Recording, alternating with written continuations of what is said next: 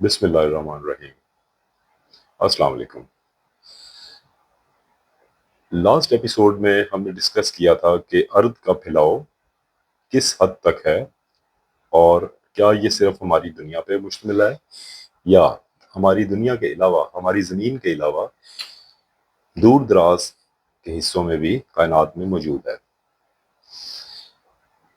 آج ہم اسی کے ریلیونٹ قرآن پاک سے مزید گائیڈنس لیں گے کہ قرآن پاک ہمیں اس سلسلے میں ہماری کیا رہنمائی فرماتا ہے۔ ارض کا پھیلاؤ صرف اس دنیا کی حد تک نہیں ہے، بلکہ اس کائنات میں ہر طرف ہے۔ مگر ارض کو اتنے بڑے درجے پر پھیلانے کی آخر وجہ کیا ہے؟ اور اس سوال کے جواب کے لیے بھی ہمیں ونس اگین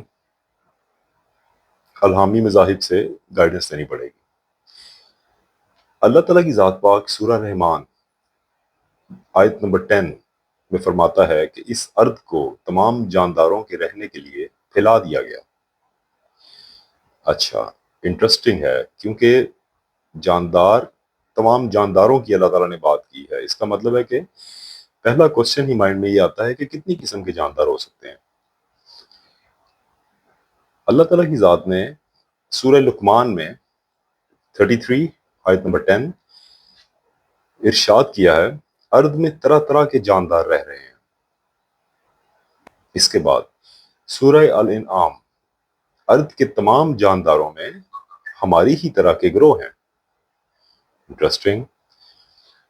سورہ یاسین کو دیکھیں، 36 آیت نمبر 36، ارض میں وہ جاندار موجود ہیں وہ ہماری ہی طرح جوڑوں میں تخلیق کیے گئے ہیں، بلکہ سورہ یاسین ہی کے مطابق ان میں ان چیزوں کے جوڑے بھی ہیں کہ جن کو ہم جانتے تک نہیں۔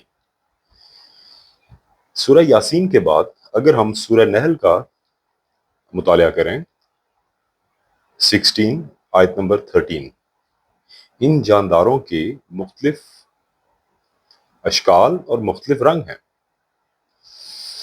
ان تمام آیات مبارکہ کے اندر اللہ تعالیٰ کی ذات پاک ہمیں جانداروں کو ڈیفائن کر رہا ہے، جانداروں کے متعلق بتا رہا ہے کہ کس ٹائپ کے ہیں، ان کے ڈیفرنٹ کلر ہیں، ڈیفرنٹ شکلیں ہیں۔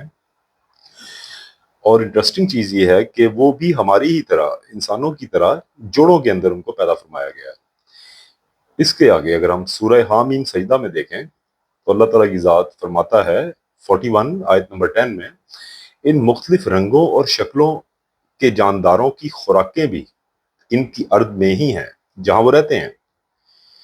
اس کے بعد سورہ یاسین، اس خوراک میں بھی ہر چیز کے جوڑے بنا دیے گئے ہیں، وہ اس ارض سے ہی اگی ہوئی کیوں نہ ہو۔ یہاں ایک سٹیپ آگے ہمیں یہ پتہ چلتا ہے کہ یہ مخلوقات کی خوراک جو ہے، جس چیز پہ یہ زندہ رہتے ہیں، وہ بھی اللہ تعالیٰ کی ذات پاک جوڑوں کی شکل میں پیدا کر رہا ہے۔ اس کے بعد اگر دیکھتے ہیں سورہ ہود 11 آیت نمبر 06، اس کے مطابق وہ خوراکیں کہاں ہیں، ان جانداروں تک کس طرح پہنچتی ہیں، اور وہ کس مقام میں رکھی گئی ہیں، یہ سب اسی کے ذمہ ہے جس نے اس ارض کو اور اس میں رہنے والوں کو بنایا ہے۔ اس آیت کے اندر ہمیں اللہ تعالیٰ کی رحمان کی صفت جو ہے وہ بڑی ہی پرومیننٹ ہو کے نظر آتی ہے کہ کسی انسان یا کسی مخلوق کی ہیڈک نہیں ہے کہ اس کو رزق کہاں سے ملنا ہے، اس کا رزق کدھر پڑا ہوا ہے، اس کی پوزیشن کیا ہے۔ یہ تمام کام اللہ تعالیٰ کی ذات پاک نے اپنے ہی ذمہ لے لیا ہے۔ انٹرسٹنگ۔ اس کے بعد دیکھتے ہیں سورہ شورا 42 آیت نمبر 29، جانداروں کا پوری کائنات میں پھیلی اتنی بڑی ارض میں اس طرح پھیلا دیا جانا رب تعالیٰ کی نشانیوں میں سے ایک ہے۔ اللہ اکبر۔ اس کے بعد ہم دیکھتے ہیں سورہ آل عمران 3 آیت نمبر 83، ارض میں رہنے والے تمام جاندار چاہے وہ چاہیں یا نہ چاہیں اللہ ہی کے زیر حکم ہے۔ ادھر آ کے اس آیت کے اوپر استغفر اللہ کہنا تو نہیں چاہیے، مگر ہنسی آتی ہے کہ ہم اپنی اوقات دیکھیں اور اللہ تعالیٰ کی گرینڈنس دیکھیں، اور اللہ تعالیٰ کتنے پیارے طریقے سے اس آیت میں ہمیں ایکسپلین کر رہا ہے کہ چاہے وہ مخلوق چاہے یا نہ چاہے، وہ اللہ ہی کے زیر حکم ہے۔ امیزنگ۔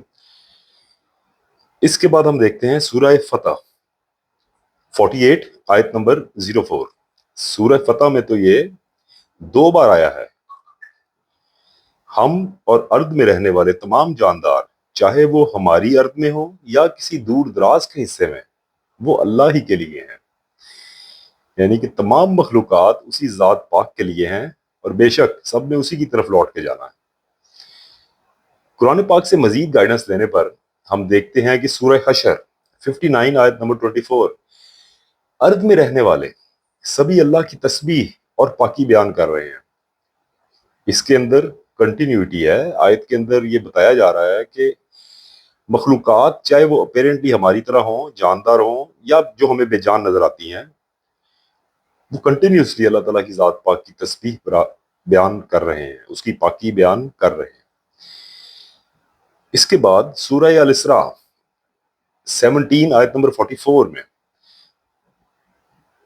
اللہ تعالیٰ فرماتا ہے کہ ان جانداروں کی تسبیحات ہم سمجھ بھی نہیں سکیں گے۔ ونس اگین امیزنگ کہ ان کی تسبیحات کس لینگویج میں ہے، کس فارم میں ہے، وہ ہماری عقل سے ہی بالاتر ہے، ہم اس کو نہیں سمجھ سکتے۔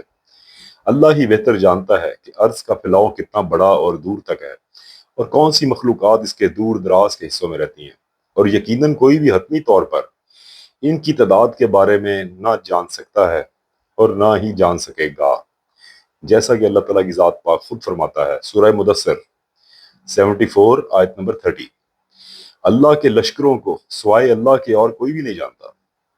اور سورہ نحل کے مطابق وہ بہت سی ایسی چیزیں بھی پیدا کرتا ہے جن کا ہمیں کچھ علم نہیں، ہم سوچ بھی نہیں سکتے ان چیزوں کے بارے میں، وہ اتنا بڑا ماسٹر آف کریشن ہے۔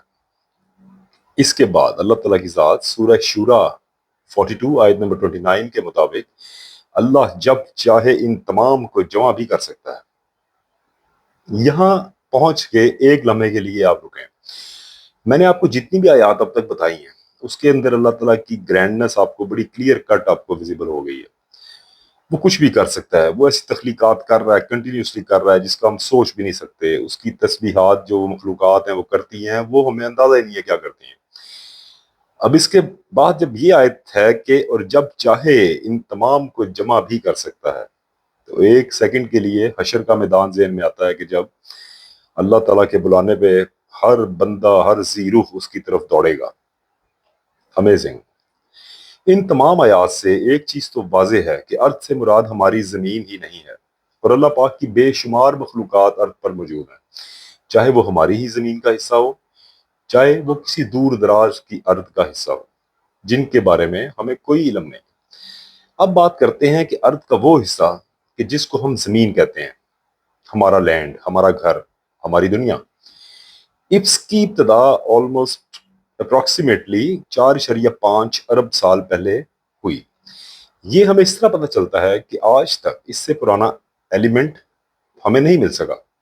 آسٹریلیا سے ملنے والے زرکون کرسٹلز جو کہ زمین پر سب سے قدیم تصور کیے جاتے ہیں، تاہم 4.5 ارب سال پہلے زمین کسی بھی طرح سے آج کی زمین سے مشابہ نہیں تھی، کیونکہ اس پہ کنٹینیوسلی مسلسل طور پر اسٹیرائڈز کی بارش ہو رہی تھی، اور یہ بالکل مردہ اور بنجر تھی۔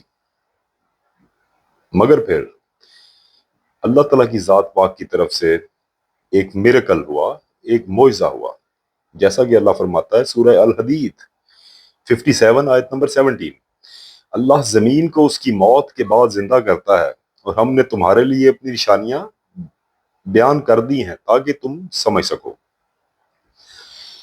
اللہ تعالیٰ کی ذات کلیئر کٹ ڈائریکشن اور اپنا ڈیسیژن بتا رہا ہے کہ مردہ زمین کو زندہ کرنے والا اللہ ہی ہے۔ بڑی کلیئر اور واضح آیت۔ اور اس زمین کو جو زندگی عطا کی گئی ہے، یہ بھی ایسے ہی کسی بہت بڑے سے اسٹیرائڈ کی ٹکر کی وجہ سے زمین کے اندر کی جب گیسز باہر آئیں اور اس کے اندر بادلوں کے صورت میں زمین کے سراؤنڈنگ کے اندر اکٹھی ہو گئیں، ان کے اندر بخارات بھی تھے جو بعد میں پانی کے بخارات زمین کے اوپر برسنا شروع ہوئے، جس کی وجہ سے ہمارا جو ایٹماسفیئر ہے اس کی کریشن ہوئی، اور یہ بخارات زمین پر سے برستے رہے، جس کے متعلق اللہ تعالیٰ کی ذات پاک نے فرمایا ہے سورہ نحل میں 16 آیت نمبر 55، اس کے علاوہ سورہ عنکبوت 29:63، اللہ ہی تو ہے جس نے آسمان سے پانی اور جو کچھ بھی چاہا اس کو اتار کر زمین کی موت کے بعد اس کو زندہ کیا۔ انتہائی کلیئر کٹ آیت کے اندر اللہ تعالیٰ فرما رہا ہے کہ زمین کی موت کے بعد اس کو زندہ کیا گیا ہے اور اس پر آسمان سے پانی برسایا گیا، لہٰذا زمین میں پانیوں کو جاری کیا اور پہاڑ بنائے، جیسا کہ سورہ انبیاء میں بھی پاک ذات فرماتا ہے کہ ہم نے ہر زندہ چیز کو پانی سے پیدا کیا۔ یہاں تک آ کے ہم یہ بات بڑا کلیئرلی سمجھ چکے ہیں کہ اللہ تعالیٰ نے بہت سی مخلوقات بنائی ہیں، کنٹینیوسلی بناتا جا رہا ہے، ہم اس کے متعلق ادراک ہی نہیں رکھتے، ہم اس کا گیس بھی نہیں کر سکتے، ان کو کاؤنٹ بھی نہیں کر سکتے، اور وہ اللہ ہی ہے، وہ جب چاہے ان تمام کو جمع بھی کر سکتا ہے، اور وہی ان کے رزق کا ذمہ دار ہے۔ اور زمین کی تخلیق کس طرح سے ہوئی، یہاں پہنچ کے آپ سے میں یہ ریکویسٹ کروں گا کہ اگر آپ نے سبسکرائب نہیں کیا تو کائنڈلی سبسکرائب کریں، اور جب آپ ویڈیو دیکھتے ہیں تو اس کو لائک کا بٹن لازمی پریس کیا کریں تاکہ باقی ویورز کو بھی اللہ تعالیٰ کی ذات پاک کی آیات اور اس طرح کا نالج ان تک کنوے کیا جا سکے۔ Thank you.